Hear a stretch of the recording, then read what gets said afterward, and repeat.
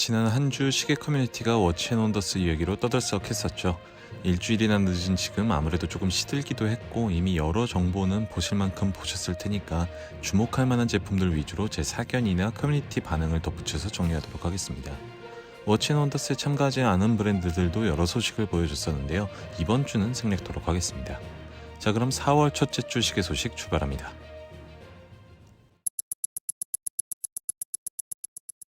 롤렉스입니다.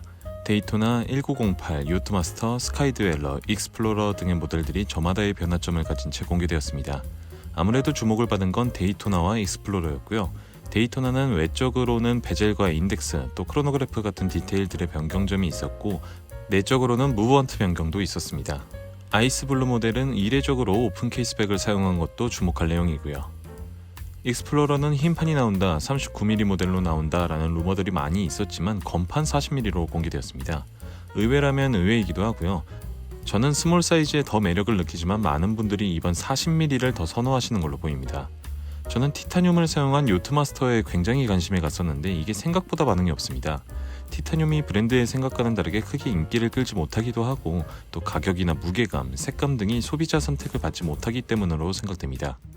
롤렉스는 돌고 돌아서 구매와 리셀 이야기로도 이어졌는데요. 신모델이 나와도 구매할 수는 있는 거냐, 또 구형도 리셀이 심했는데 이번 신형 출시로 인해서 구형, 신형 모두 리셀 때문에 골머리를 썩했다는 이야기가 많았습니다.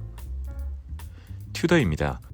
튜더는 작년에 이어서 2연패에 성공한 걸로 보이는데요. 버건디 블랙베이, 블랙베이 54, 또 화이트 GMT, 살몬 로얄, 블랙베이 시리즈 등을 선보였습니다. 당연히 주목을 받은 건 버건디 블랙베이와 블랙베이 54였고요.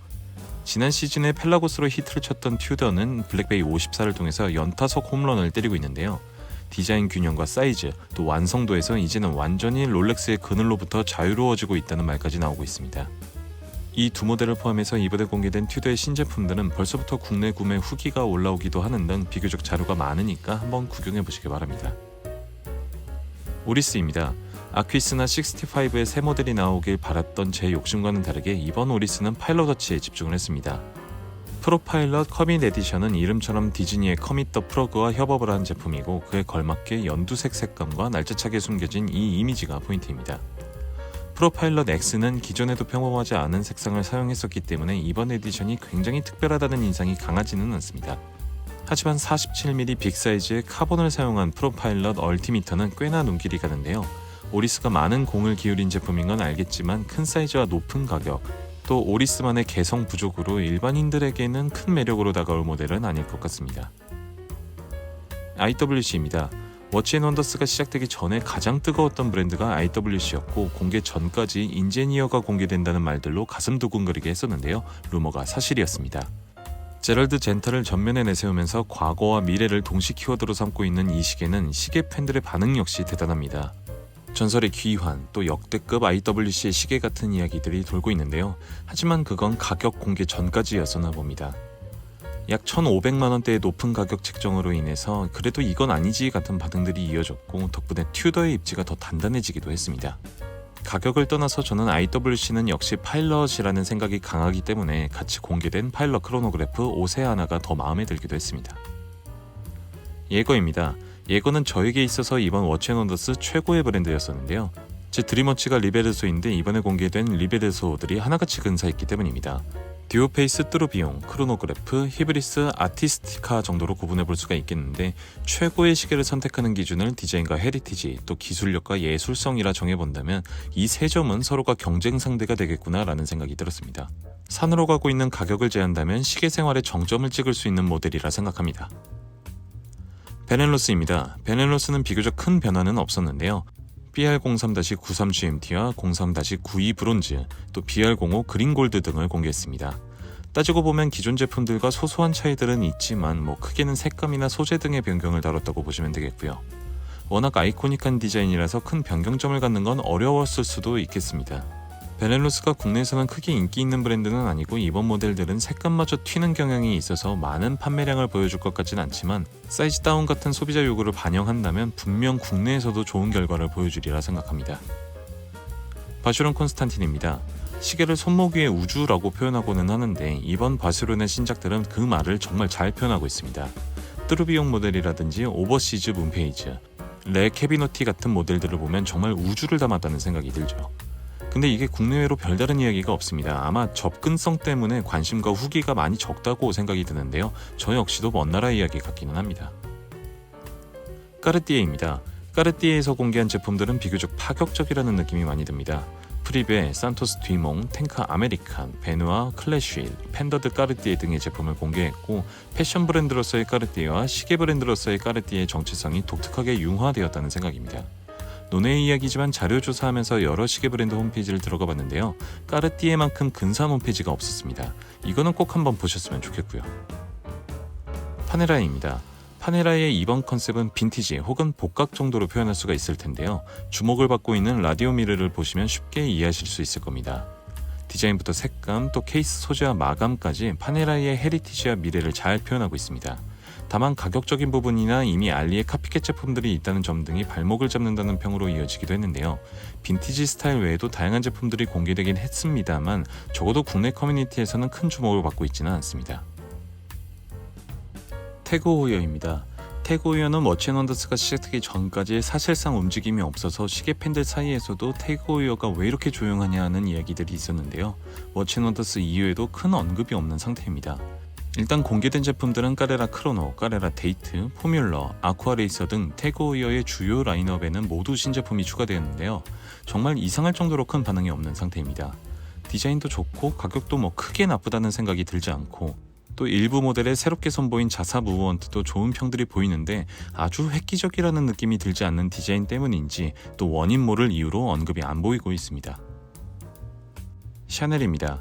샤넬에서 공개한 시계들은 시계 커뮤니티에서 사실상 단 하나의 언급도 보이지 않고 있습니다. 이유는 명확한데요. 여성 시계에 조금 더 초점화되었기 때문입니다. 이건 이번 제품들이 아니어도 그래왔었죠. 아무튼 이번 컨셉은 우주였고요. 공개된 시계들이 하나같이 우주의 키워드를 조금씩 표현하고 있습니다. 아무래도 여성 시계의 양대 산맥은 까르띠에와 샤넬일 텐데요. 디자인의 일반성 혹은 접근성으로 두고 봤을 땐 까르띠에의 승리로 보여집니다. 그랜드 세이코입니다. 그랜드 세이코는 최초의 기계식 크로노그래프를 공개했습니다. 롤렉스, 태그호이어 혹은 다른 세이코 모델에서 볼 수 있을 것 같은 약간은 흔한 디자인이 아쉽지만 보다 완성도 높은 디자인 구조와 케이스의 소재 그리고 지속적으로 강조하고 있는 무브먼트의 기술력과 기능을 상당히 강조하고 있습니다. 국내에서는 그세토나라고 불리기도 하고 큰 사이즈와 두께로 인해서 높은 관심을 받지는 못했지만 국외에서는 꽤나 좋은 반응을 보이고 있습니다. 제니스입니다. 제니스는 이번에 파일럿 워치에 조금 더 집중을 한 것으로 보이는데요. 파일럿 오토매틱과 파일럿 빅데이트 플라이백 등이 있었습니다. 다른 미디어 등에서는 차세대 제니스의 방향이라는 등의 찬사 아닌 찬사를 보내고 있지만 시계 팬들의 반응은 좀 시큼한 편입니다. 날짜창 비율이 언밸런스해 보인다든지 제니스스럽지 않다는 등의 의견이 보이고 있는데요. 오히려 리바이벌 같이 약간의 변경을 가한 제품들에 대한 호평이 더 많이 있었습니다. 쇼파드입니다. 쇼파드는 알파인 이글이라든지 1860 같은 모델들을 선보였었고 의견이 꽤나 명확하게 반반으로 나뉘었습니다. 이번 디자인, 특히 살몬 컬러가 무척이나 마음에 든다는 의견과 이럴 거면 그냥 기존 제품들이 낫다는 의견인데요. 살몬 컬러가 가진 특유의 고급화 이미지와 또 디자인과의 매치를 보면 저는 전자의 의견에 조금 더 가깝습니다. 이렇게 양분화된 의견 중에서도 공통점으로 발견할 수 있는 부분들이 있었는데요. 바로 가격이 좋지 않다는 점이었습니다. 프레드릭 콘스탄티입니다. 이번에 푸콘 35주년을 기념하는 150개 한정 클래식 뚜루비용을 공개했는데요. 푸콘은 진짜 멋이 뭔지 안다는 느낌이 강하게 듭니다. 어디서 봤을 법한 요소들이 이렇게 잘 매치되어 있는 게 참 놀랍기만 한데요. 아무래도 그만큼의 가격이 뒷받침되었기 때문이라고 생각을 합니다. 많은 구매로 이어질 모델은 아니겠지만 푸콘이 상징하는 것들 그리고 강조하는 것들이 잘 녹아있는 제품이었습니다. 이번 워치앤원더스를 보면서 제가 느낀 건 공통 키워드가 없다는 점이었습니다. 시계 시장에서는 왕왕 컬러나 복각이라는 주제 혹은 소재같이 시즌별로 유행하는 키워드가 있어 왔었고 이런 박람회를 통해서 최근의 트렌드를 살펴보기가 좋았었는데요. 이번 워치앤원더스는 신제품 전체를 관통하는 키워드를 선택하기가 어려웠습니다. 이 말은 시계 브랜드들이 저마다의 개성을 찾고 있다고 해석할 수도 있고 또 시계 시장에서 유행 키워드는 크게 유효하지 않다고 해석될 수도 있습니다. 확실히 저는 자브랜드의 특징을 보여준 이번 워치앤원더스가 훨씬 더 재밌었고요. 굳이 공통점을 찾아보자면 소비자의 반응을 살피고 있다는 점 정도랄까요? 이전까지는 브랜드가 고집을 좀 부렸다면 최근에는 확실히 팬들의 요구를 잘 듣고 있다는 느낌이 강합니다. 제가 다루지 않은 브랜드들이 상당히 많습니다. 저는 매일 국내외 커뮤니티를 밥 먹듯이 들락날락거리고 있으니까 국내외 반응이 궁금한 제품이나 브랜드 혹은 이번 워치앤원더스에서 재밌게 본 제품들이 있다면 아래 댓글로 의견 달아주시기 바랍니다. 다음 주에는 워치앤원더스에 밀렸던 제품들을 다시 살펴보도록 하겠습니다.